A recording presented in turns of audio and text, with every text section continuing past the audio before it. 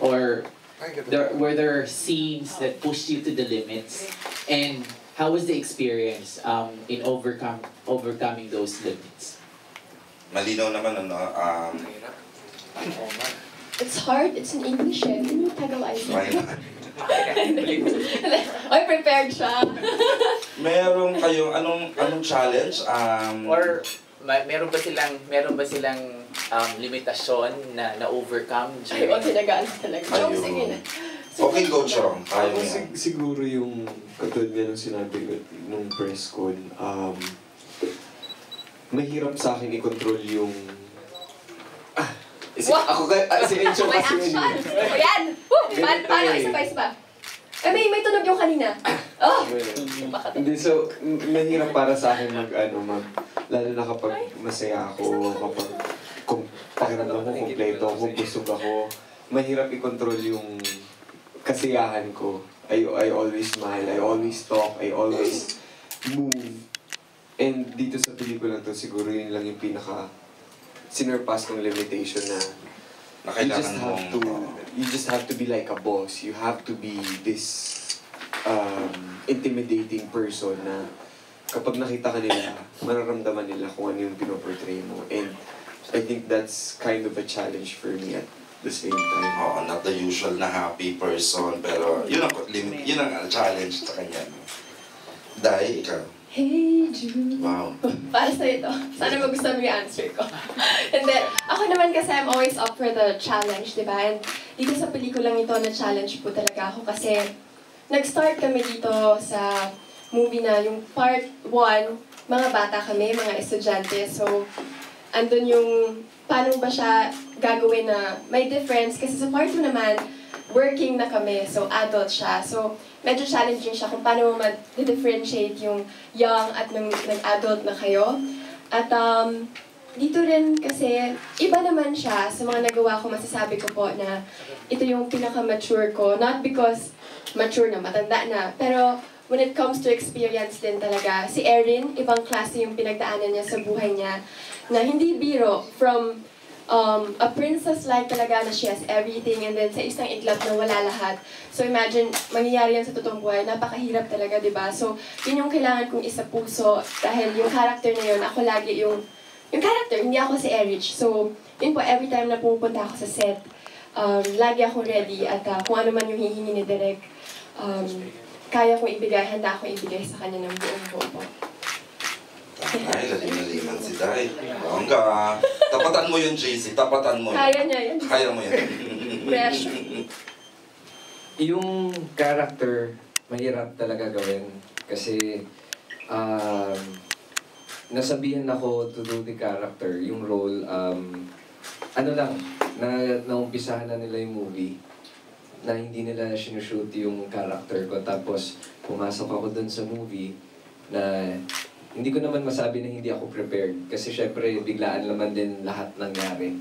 Tapos, the night before ko lang nabasa yung script before ako pumunta doon sa first shooting day.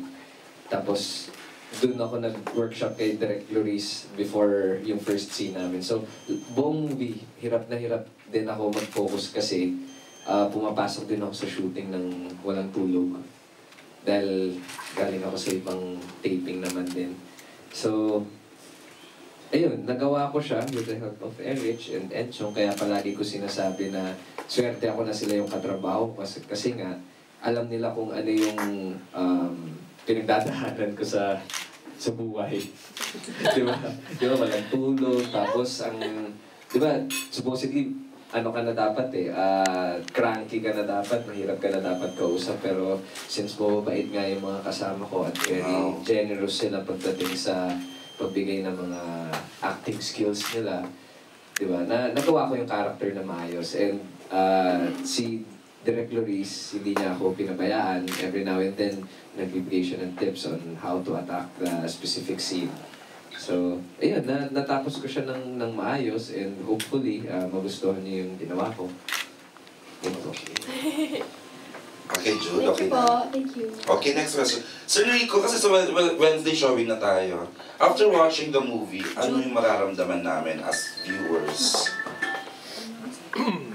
Una, mararamdaman natin na iba ng Erich Enchong ito.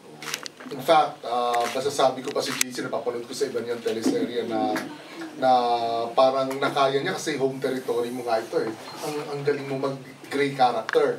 Pero sabi nga ni Enchong na nilimit niya ang sarili niya from the perky person that he is to someone na nag-shift from that to grave at serious tapos babalik sa mature pero in love pa rin tulad ng bata siya. So may tatlong shift si Enchong dito.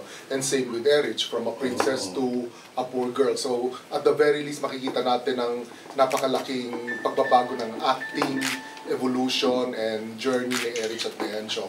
Also as a love team. Baka I would say na hindi na sila love team as much as a dramatic team up. If I were to compare nung mga bata pa kami, wala pa kayo, maybe Vilma Christopher movies, yung hindi na... Yun din nasabi ko kanina. Yun din sabi ko. Kasi Damang-dama tanda ko. pa kita. Okay. Damang-dama ko yung Nahiya pa naman ako may ganong sabihin. feel yung pelikula. Okay, naku Diyos. Okay. Oo nga. Gusto ko pa naman sabihin Ann Curtis Derek, pero ayun na. Ayan, nagalit. Nag-TV5 na sinabi ko. So, ayan, nabuhay naman ulit. Okay. Ayan. Ayun. So, sa mga fans, you will see a very different pair of love team here and add JC to the mix who provides the electricity and the tension and the drama. Makakakita kayo ng ibang klaseng love triangle. But as a story, I would like to say na kahit papano, dahil maraming ginawa ang Star Cinema ngayon na mga romances under the Summit Books, makakakita tayo ng sinadya naman namin ibahing style mula sa Precious Hearts kasi ito. At marami pa ibang Precious Hearts books na binili. Makakakita tayo ng meron pa rin teen, may young adult, pero may mature